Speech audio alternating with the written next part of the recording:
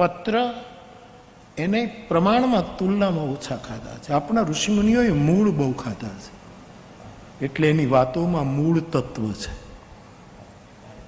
મૂળ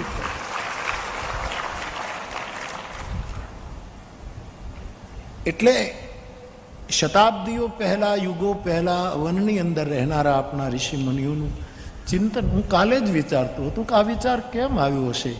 અસતો માં સતગમય, યુગો પહેલા, હે પરમાત્મા અમને સત્ય તરફ લઈ જા.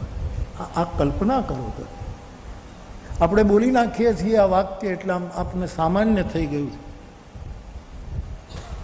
તમસોમાં જ્યોતિર, ન સ્વર્ગની કામના, ન કોઈ મોક્ષની કામના, ન કોઈ રિદ્ધિ સિદ્ધિની કામના, ન કોઈ સ્વાર્થ સિદ્ધ કરવો.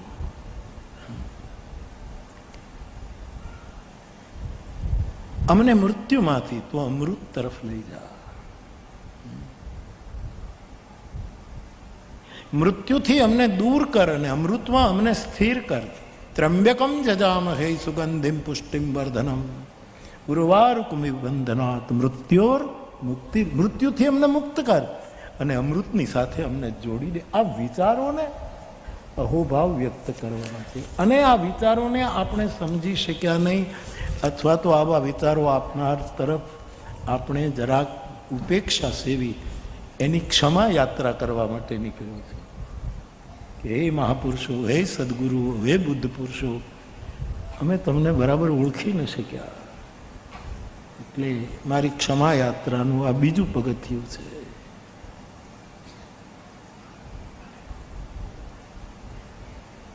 તો એમના વિચારો 60 સંવત્સર વિશે આ ઋષિમુનિઓએ વિચાર કર્યો. સંવત્સર એટલે ફારી ચોખોટ કરવું, વર્ષ. આપણે એના ઘણા અર્થો, પણ વર્ષ, સાલ, વર્ષ, સંવત્સર. એ 60નું હું પારાયણ કરું. ઋષિમુનિઓ લખ્યું છે તે.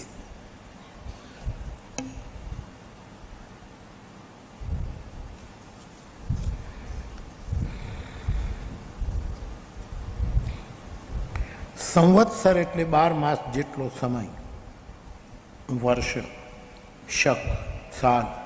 હિન્દુના 60 વર્ષના યુગમાં એનું એક વર્ષ.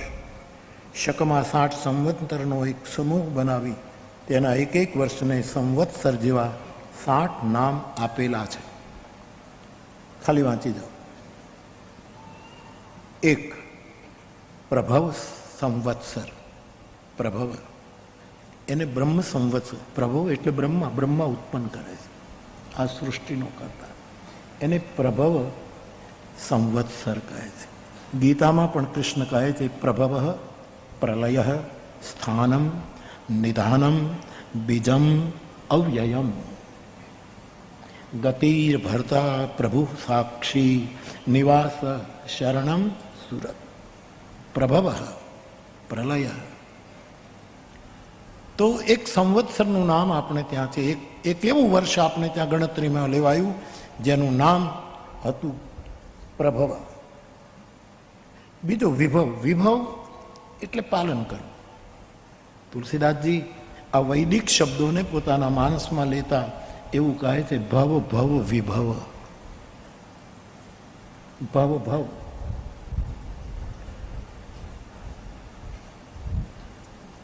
સર્જન કરે છે તું, વિભવ તું એનું પાલન કરે છે. અને પરાભવ.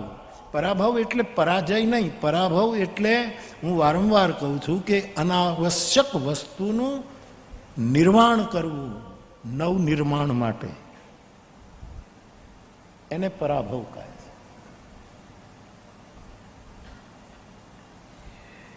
તો એક સંવત્સરનું નામ છે પ્રભવ, બીજું વિભવ, ત્રીજું શુક્લ સંવત્સર,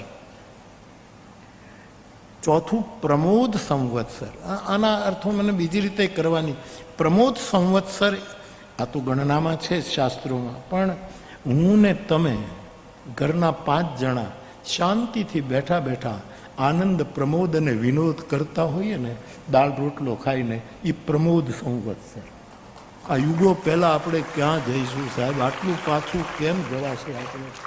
બહુ આનંદ. સુભાષભાઈ ભટ્ટ અમારા ભાવનગરના ફકીર એવું કહે છે કે માણસનું એક ઘર હોય ને બાપ, એ ઘરની આજુબાજુમાં આંકડો કદાચ ભૂલી જાઉં ગણિતને, 3000 થી 5000 જીવો હંપીને રહે છે એક ઘર. આ સર્વે થયેલું. એમાં કીડી, મંકોડી, ચૂહા બધા સંપીને રહે છે. એક ઘર 300 કે 400 કે એટલા સંખ્યામાં બધા જ જીવો આનંદથી રહે. એ ઘરમાં 2 જણા કેમ આનંદથી નથી રહી શકતા? આ એક બહુ જ મોટી સમસ્યા. 2 જણા કે આટલા જીવોને તમારું ઘર નિભાવે છે, એનો વિભાવ કરે છે, એનું પરિપાલન કરે છે.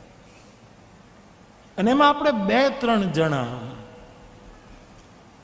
કેમ પ્રમોદ સંવત્સર ઉજવી નથી શકતા? મને કાલે એક ચિઠ્ઠી મળી, એમાં એવું લખ્યું મારા યજ્ઞકુંડ પાસે કે બાપુ તમે કહો છો કે એકાંતમાં રહેવું. હા, વાલ્મીકી રામાયણમાં લખ્યું છે કે શબરીએ 2 જ વસ્તુનું સેવન કરેલું. કબંધ રાક્ષસ બોલ્યો છે. ભગવાન રામે જ્યારે વાલ્મીકીમાં કબંધનો વધ કર્યો ત્યારે કબંધ ભગવાનની સ્તુતિ કરીને ભગવાનને કહે છે, હવે અહીંથી ગુપ્ત સ્થાન શરૂ થાય છે આ વનમાં, અને હું જ તમને ગાઈડ કરી શકીશ, હું તમને એ ગુપ્ત પ્રદેશમાં લઈ જાઉં. ભગવાન રામે પૂછ્યું, ત્યાં કોણ છે? બોલે, એક શબરી નામની ભીલ સ્ત્રી છે. એ શું કરે છે? તો 2 જ વસ્તુનું સેવન કરે છે. બહુ સરસ. મને તમને પ્રેરણા. એક એના ગુરુનું સેવન કરે છે અને બીજું પોતાના એકાંતનું સેવન કરે. આ 2 મારે ને તમારે શીખવા જેવા. આપણા બુદ્ધ પુરુષનું સેવન, એકાંતનું સેવન. આટલા જીવો આપણા ઘરની આજુબાજુમાં મોત, કીડીયું કેટલી રાસ લે છે આપણા ઘરની આજુબાજુમાં. કબૂતરો ઉડે છે, પક્ષીઓ, અને આપણે 2-3 જણા આનંદ. તો મને કોઈએ પૂછ્યું કે બાપુ એવું કયું સ્થાનમાં રહેવું જોઈએ? 4-5 વસ્તુ મૂકું. એક, એવી જગ્યાએ રહેવું જોઈએ જ્યાં લોકોની બહુ ભીડ ન હોય. તમે કહેશો કે એ તમને લાગુ પડતું નથી. મારે તો જ્યાં હોય મેળો ત્યાં રામદા ભીડો.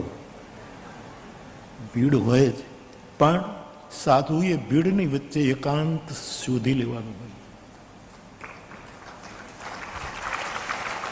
વરના માણસોની ભીડથી બચશો તો વિચારોની ભીડનું શું કરશો? વિચારો તમને ઘેરી વળશે. માનવ શરીર પંચભૂતની રચના છે, એમાં રહેલા વિકારો અને વિકૃતિઓ મને તમને ઘેરી લેશે. ક્યાં જઈશું? યદ્યપિ જગદગુરુ શંકરાચાર્ય ભગવાને કહ્યું છે, એકાંતે સુખમાસ્યતામ. હે સાધુ, તું એકાંતમાં સુખથી બેસી જા. મેં ગઈકાલે કહ્યું, પડછાયાથી બચવું હોય તો છાયામાં બેસી જાવ, એટલે પડછાયા માત્ર બંધ થાય. કોઈનો ઘટાટોપ છાયો, કોઈનો ભરોસો, કોઈ બુદ્ધ પુરુષનો છાયો, બધા જ પડછાયાના પ્રતિબિંબનો સંસાર નષ્ટ થઈ જાય. તો 2-4 વાતો સાહેબ. રાજેશ, ક્યાં રહેવું? લોકોની જ્યાં ભીડ ન હોય. હવે ભીડ તો રહેવાની, પણ એમાં આપણે એકલા કઈ રીતે રહી શકીએ એનો અભ્યાસ કરવાનો. ના કોઈ ગુરુ, ના કોઈ ચેલા, અકેલે મેં મેલા, મેલે મેં અકેલા. અમારે મજબૂર સાહેબની સીધી સાદી 2 પંક્તિ. સુરેશભાઈ દલાલે મને એક વખત પ્રશ્નોત્તરી પૂછ્યું કે બાપુ, વર્ષો પહેલા તમે એકાંતને કેમ સાચવો છો? મેં મારી રીતે જવાબ આપ્યો કે સુરેશભાઈ, આપણે મોટરમાં મુસાફરી કરતા હોય, મુંબઈથી વાપી જતા હોઈએ, અને પછી એમાં એક માખી અંદર પુરાઈ જાય, પછી નીકળે નહીં, આપણું ધ્યાન ન રહ્યું, પાછળ સીટ ઉપર બેસી ગઈ હોય, જાણે એની પોતાની ગાડી હોય એમ. આપણે ખોટો દાવો કર્યો છે કે મારે આપણા નામે ગાડીઓ છે, બાકી મુસાફરી તો બીજા જ કરે છે સાહેબ. ખાલી આપણા નામે ટેક્સ આપણે ભરીએ છીએ, આપણે બધું લાયસન્સ આપણે નામે, બાકી બધું પરવારું. સાત વેદનો સાથરો તારો, બાકી બધું પરવારું. અનતણા કોઠાર ભર્યા, સુખ સાધવા સારું, પણ શેર લોટનો તું અધિકારી, બાકી બધું પરવારું. એમાં એક માખી પુરાઈ જાય અને ગાડી 3 હનુમાન ચાલીસાની સ્પીડે ચાલે, એ મારી સ્પીડ જે છે તે 120ની સ્પીડે જતી હોય, તો માખી બેઠી છે પાછલી સીટ ઉપર, એ ગાડી આમ જાય છે, પણ માખી પાછલા કાચ સાથે અથડાઈ નથી જતી. એ ગાડીની અંદર પોતાનું એક એકાંત અને અવકાશ શોધી લે છે. ક્યારેક આપણા ખભા ઉપર બેસે, ક્યારેક સ્ટીરિંગ ઉપર બેસે, ક્યારેક ડ્રાઈવરના હાથ ઉપર બેસે, ક્યારેક અહીંયા બેસે, કાચ. એમ સાધુએ ભીડમાં એક, અને કસોટી તો ભીડમાં એકાંત શોધવું એમાં જ છે ને. લોકોની ભીડ ન હોય એવું સ્થાન રહેવા જેવું છે. બીજું, જ્યાં શબ્દોનો બહુ દેકારો ન હોય ત્યાં રહેવું. દેકારો કહું છું, શબ્દ બ્રહ્મ છે ત્યારે એનો ગુંજારો હોય છે, પણ શબ્દોને બ્રહ્મને બદલે આપણે જેમ તેમ વેડપીએ છીએ ત્યારે દેકારો જ છે. ચારે બાજુ દેકારો, શબ્દ શબ્દ શબ્દ. જ્યાં બહુ શબ્દ ન સેવાતા હોય, ખાલી મૌન સેવાતું હોય,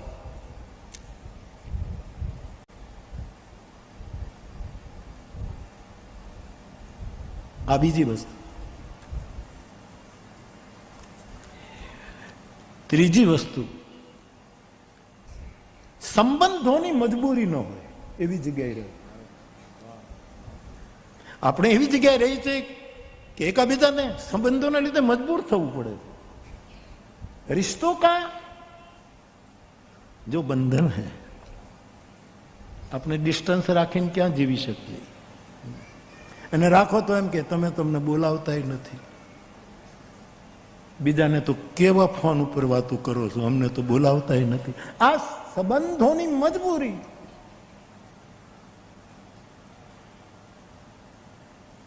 એ જ્યાં ન હોય એવી જગ્યાએ.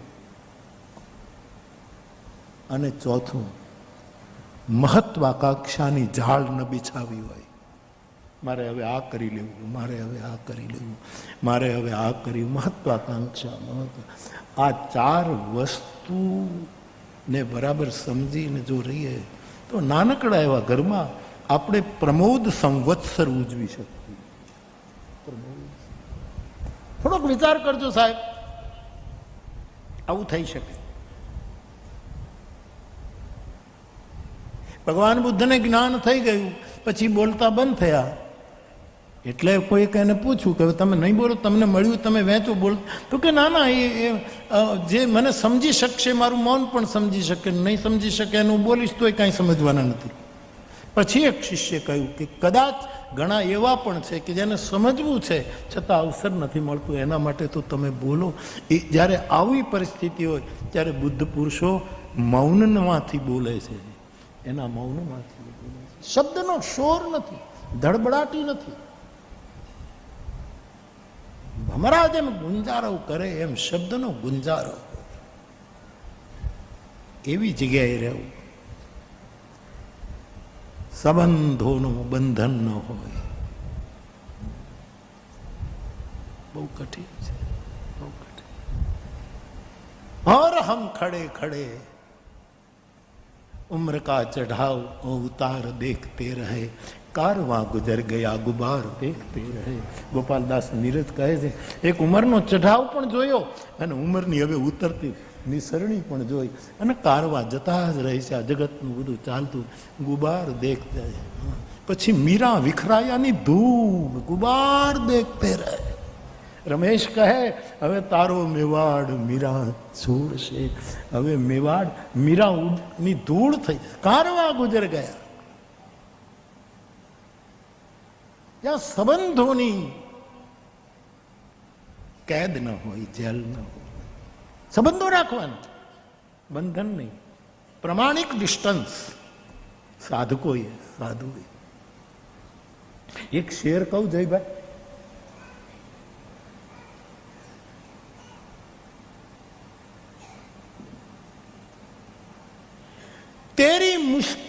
मैं काम आऊं न आऊं, शर्त, तेरी मुश्किल में मैं काम आऊं न आऊं,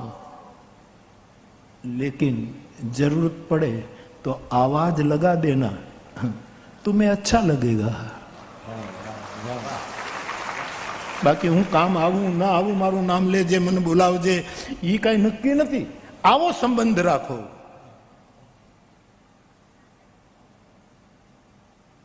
એવા હેત રાખો તમે મારા રામ ને. જેમ રાખે ચાંદો ને ચકોર, જેમ રાખે ચકવી ને ચકોર, એવા હેત રાખો તમે મારા રામથી. જ્યાં રિશ્તોની પાબંદી ન હોય, કોઈની સાથે જરાક દોસ્તી બાંધો ને જિંદગીભરનું બંધન તમારું મારું શરૂ થાય. જરાક કોકની સામે તમે હસો અને હાસ્ય. સાધકોએ, મારા પારેવાઓએ મને બધા પૂછે, બાપુ આ ફ્લાવરમાંથી તમે અમને પારેવા કહો છો, તો એ પારેવાના ગુણો કેટલા, તમે નમ નહીં નિભાવી શકો. છતાંય પૂછ્યું છે તો કહું, પારેવાનો પહેલો ગુણ છે એ શાંતિ પ્રિય પક્ષી છે. કથામાં શાંતિ રાખવી, ખુરચીઓ ખેંચવી નહીં. રામકથાના પહેલા મહાભારતનું સર્જન ન કરવું, અથવા તો બાલકાંડને બદલે સીધા લંકાકાંડમાં ન જતા રહેવું. પક્ષી પારેવું શાંતિ, એટલા માટે શાંતિનું દૂત પારેવાને કીધું. આપણે કબૂતરો દ્વારા સંદેશા જતા હતા, જ્યારે કાશીદ નહોતા, જ્યારે ડાકિયાઓ નહોતા, મેસેન્જર્સ નહોતા, ત્યારે પારેવાના ગળામાં ચિઠ્ઠી બાંધી દો. અને પારેવું છે ને શાકાહારી છે, અન્નાહારી છે. એ અન્ન ખાય છે, જુવારના દાણા. આ બધા લક્ષણો સમજી લો, પછી ક્યારેક એના ઉપર લાંબી ચર્ચા કરશું આપણે.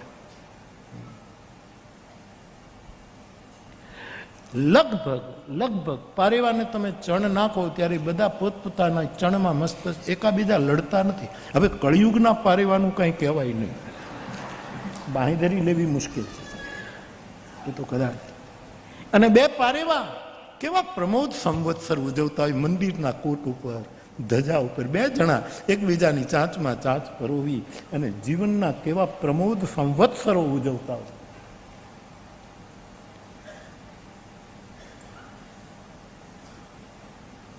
પારેવાના કોક ઉપર હુમલો કરે ને એમ થાય કે નહીં, આ હુમલાથી હવે આપણાથી કાંઈ નહીં કરી શકાય, આમાં મરવાનું જ છે, હુમલો થશે.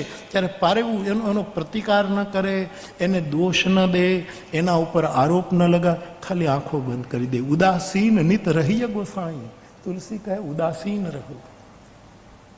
પારેવું લગભગ આંખો બંધ કરી દે. આંખો. પારેવાના શરીરમાંથી જે વસ્તુ પછી બહાર નીકળે છે, જે એને ખાધું એમાંથી એની ચરક પ્રમાણે બહાર નીકળે, એ એક ઔષધિ બને છે. દેશી વૈદોને પૂછો તમે, એક મોટી ઔષધિ છે. અને મારા દેખ્યા પ્રમાણે, આપ તમારું નજર ઉપર ભરોસો રાખજો, પણ મારા જોયા પ્રમાણે આટલા વર્ષોમાં પારેવા લગભગ બધા વૃક્ષો ઉપર, વડલા ઉપર બહુ બેસે. વટવૃક્ષ આ મારું જે, કારણ કે વડલા નીચે બેસનારો માણસ છું, એનો અર્થ એમ થાય કે બટ વિશ્વાસ, વડલો વિશ્વાસનું પ્રતિક. પારેવું એ ભરોસાનું પક્ષી છે. એની છાયા વિશ્વાસની ગમે, એ વિશ્વાસની છાયામાં શ્વાસ લે છે.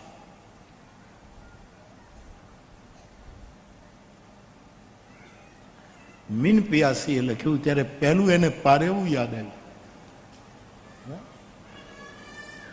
કબૂતરોનું ઘૂ ઘૂ ઘૂ, ઉંદર ચકલા ચૂં ચૂં ચૂં, છછુંદરોનું છું છું છું, અને ભમરા ગુંજે ગું ગું ગું. આ કોયલમાં શું કક્કાવારી, હું કુદરતને પૂછું છું કે ઘોડ સમો આ ઘૂઘવાટા કરતો એક માનવ બોલે હું. અને મેં તો તરત જ યાદ આવે, હું કરું એ જ અજ્ઞાનતા. મહર્ષિ અરવિંદે બહુ સરસ વાત કરી છે કોઈ એને પૂછ્યું કે ચિંતા કોને કહેવાય? આપની દ્રષ્ટિએ ચિંતાની વ્યાખ્યા મહર્ષિએ કહ્યું કે માણસને પોતાની મૂઢતાનું જે શ્રાપ પરમાત્માએ આપ્યો છે, તારી મૂઢતાનું આ ફળ છે, એનું નામ ચિંતા છે. મહર્ષિએ તારી અજ્ઞાનતા, તારી મૂઢતા, તારી ના સમજી, તારી બેહોશી, એનું ફળ પરમાત્માએ તને આપ્યું, એનું નામ ચિંતા. બાકી ચિંતા કોઈ છે જ નહીં યાર, કોઈ ચિંતા નહીં. અને હું કહું તો ન ચાલે. મહાસૂચક કૃષ્ણ કહે, અર્જુન ચિંતા ન કર, ચિંતા ન કર, ચિંતા ન કર. તારે એટલું જ કરવાનું, ખાલી મારે શરણે આવી જવાનું. બાકી તારું માના ખોળામાં બાળક જાય પછી બધી જ જવાબદારી માની છે. બાળક માને ન નવડાવે, માં જ એને નવડાવે. બાળક માને નથી ખવડાવતી, એની માં જ એને ખવડાવે. બાળક માને નથી સુવડાવતું, એની માં જ એને સર્વધર્માન પરિત્યજ્ય મામ એકમ શરણમ વ્રજ અહમ ત્વા સર્વ પાપેભ્યો. મારી તમારી મૂઢતાની સજાનું નામ મહર્ષિ અરવિંદ કહે ચિંતા છે. તો હું કરું એ જ અજ્ઞાનતા શકટનો ભાર. જેમ શ્વાન તાણે સૃષ્ટિ મંડાણ છે, સર્વયણી પેરે, એને તો જોગી જોગેશ્વરા કોક જાણે. એ તો કબૂતરોનું ઘૂ ઘૂ ઘૂ, ઉંદર ચકલા ચૂં ચૂં ચૂં, ભમરા ગુંજે ગું ગું ગું, કોયલ કુંજે કુ કુ કુ. આ કુંજનમાસી કક્કાવારી હું કુદરતને પૂછું છું કે ઘુવડ સમો ઘૂઘવાટા કરતો આ માનવ બોલે હું. પરમેશ્વર તો પહેલું પૂછશે, કોઈનું આંસુ લૂછું તું? મીન પિયાસી રાણપુરમાં એક કાર્યક્રમ મીન પિયાસી બાપાનો. એ વૃદ્ધ મને કે બાપુ તમે મારી કવિતા ગાવ છો ને મારા પ્રસંગમાં. અને મેં કીધું દાદા હું આવું ને, તમારા પ્રસંગ ઉજવવા ના આવું, તમને પગે લાગવા આવું. મેં તમને ગાયા છે. મેં કહ્યું મનુભાઈ પંચોળી, મીન પિયાસી દાદા, હું એ બંનેને લગભગ ઓછું સંભળાય.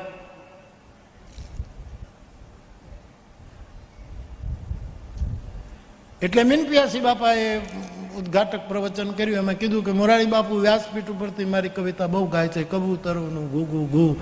એ લગભગ આખો પાઠ એને કર્યો. પછી મનુદાદાનો વારો હોય, મનુદાદાને કાંઈ સમજાય નહીં, એને સંભળાય નહીં. એટલે એને એમ કે આ નહીં ગવાયું. એટલે એને કીધું જે મીન પિયાસીએ જે કવિતા કરી છે કબૂતર, આખો પાઠ. પછી મેં કીધું હું શું કામ રહી જાઉં, તો ત્રીજું સત્ય મેં કર્યું, મેં આખો પાઠ બધું ઘૂ ઘૂ ઘૂ. પારેવું આપ જોજો, બેઠું બેઠું એના નિવાસો જોજો, વડલા અથવા તો કુવાની બોખલો, કુવાની જે બોખ એમાં. અને એક વિશિષ્ટ સૂરમાં એ કંઈક રિયાઝ કરે છે. એનું ગળું તમે જોજો, એનું ખાધેલું તો અહીંયા રાખી દે, પણ એને પહેલા એના સંગીતનો, એના સ્વરનો, એના સૂરનો રિયાઝ, એનું ખાવું એ સંગ્રહ કરી લઈએ. જેમ આપણે ટિફિન લઈને જઈએ કે પછી આપણે રિયાઝ કરી લઈએ પછી ખાશું, એમ કબૂતરું એ પહેલા પોતે જુવારનો અહીંયા જથ્થો કરી લે અને પછી એમાં ઘૂં ઘૂં. આ પારેવાના લક્ષણ. પારેવાનું બચ્ચું હોય સાહેબ, એ કુવાની બોખમાં ઈંડું સેવ્યું હોય અને નાનકડું એવું બચ્ચું હોય. એને ખબર નથી કે પાંખો હવે ફેલાવાની તૈયારી છે, એટલે પાણીમાં જુએ કૂવામાં તો પાણીમાં એને આકાશ દેખાય. હવે એને ઉડવાનું તો આકાશમાં છે, પણ એ નીચે જે આકાશ દેખાય છે એમાં એ ન ઉડે. ઉડે ત્યારે ઉપર. પારેવા એને કહેવાય રોજ નવા બનીને ઉપર ઉડાન ભરતા, રોજ નૂતન. મારો શ્રોતા રોજ નવો હોવો જોઈએ, કપડાના નવા નહીં, તું પહેરો રોજ તાજો તરોજો નવો શ્રોતા હોવો જોઈએ. પારેવા જેવો શ્રોતા હોવો છે. કબૂતરો સફેદ પણ હોય છે. મૂળ એનો જે રંગ છે એ તો આપણે જાણીએ છીએ. અને આમ તો જે કંઈ ચણ નાખો હોય કાંઈ, પણ જુવાર વધારે ખાય. અને કબૂતરાની ચાંચમાં એક ચાંચ, એને જ્યાંથી ચાંચ શરૂ થાય અને ચાંચ જ્યાંથી પકડે એની વચ્ચે એક સ્થાન છે, ત્યાં જુવાર જેવો આકાર છે. માર્કેટ એના ખાદ્ય તરફ સંકેત કરે છે કે અમારો ખોરાક, અમારે આ જુવાર જ ખવાય. એમાં આપણને પ્રભુએ મોઢું આપ્યું છે ને, તે આપણે અમુક વસ્તુ જ ખવાય. પારેવાઓ, આપણે જે તે ન ખવાય, જે તે ન પીવાય. મને આ મારો રામભાઈ, ક્યાં રામભાઈ આવ્યો છે? આ રામભાઈ કાલે હું એક ફળીએ ભિક્ષા લેવા ગયો તો મને કે બાપુ અમારે અહીં મહુડાન બહુ થાય ને એટલે અમે બધા પીએ તો ખરા. અમારા કે મહેમાનો આવે પણ અમારે શું, અમે રામ રામ કહીને પીએ. પાલી ભરીએ ને પછી ઓલો ભરે, રામ રામ રામ રામ એમ કરીને પીએ. આ તો બિયરમાં તુલસીનું પાન નાખીને પીવા જેવી વાત થઈ. પણ સારું એ બાને રામનું નામ તો લીધું છે. રામ રામ રામ. આદિગુ બાપુ બેઠા હતા કાલે, સાંભળતા રામ રામ કહીને, એ સારું છે. એ તમારું રામ રામ ક્યારેક આ છોડાવી પણ દે. પારેવું અમુક વસ્તુ છે. પારેવાની ચાંચ કોઈ દિવસ કોઈ છતમાં ડૂબતી નથી. કાગડો હજી છતમાં નાખે. માલ ઢોરને પેલું થયું હોય તો કાગડો ત્યાં ચાંચ મારશે, કબૂતર ચાંચ નહીં મારે. કોઈ ભેંસને વ્રણ થયું હોય અને એના ઉપર કબૂતર બેઠું હોય એવો કોઈ ફોટો મને દેખાડજો. લગભગ નથી. મેં તમને પારેવા કયા પછીથી મારા, આ તો તમે પૂછ્યું એટલે થોડુંક, મારા મનમાં પારેવાના 21 લક્ષણો છે. આખું પારેવા પુરાણ તમને સંભળાવવું છે. પારેવા પુરાણ. પારેવો મને ને તમને સંદેશના રૂપમાં આપણા પ્રિયતમના દેશમાં પહોંચાડી દે છે. આપણા લોકગીતો લખાયા.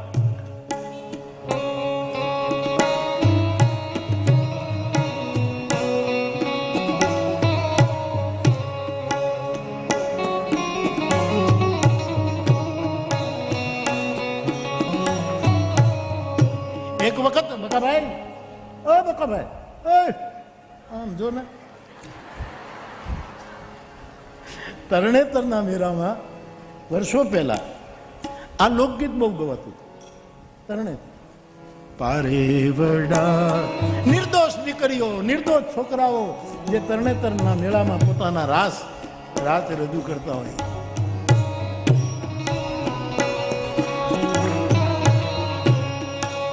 પારેવડા જાજે પ્રિયાના દેશ.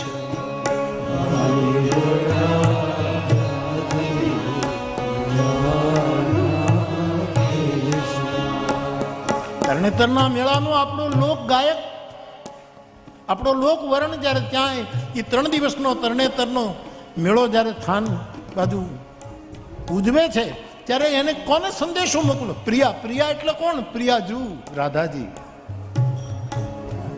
પ્રભો નંદ કુમારો મેં સ્વામીની વૃષભાનુજા, કૃતાર્થો હમ કૃતાર્થો હમ કૃતાર્થો હમ ન સંશય.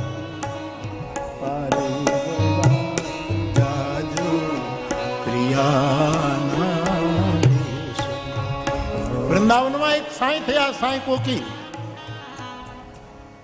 એ પોતાને કોકિલ ભાવમાં જ રાખતા હતા.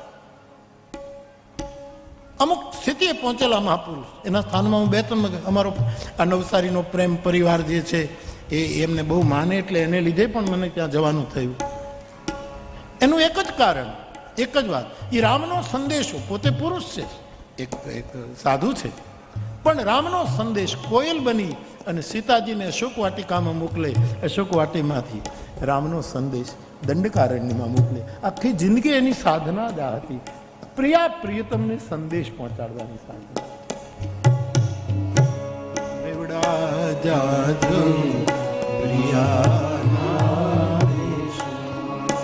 એટલું કેજો સંદેશમાં, એટલું કેજો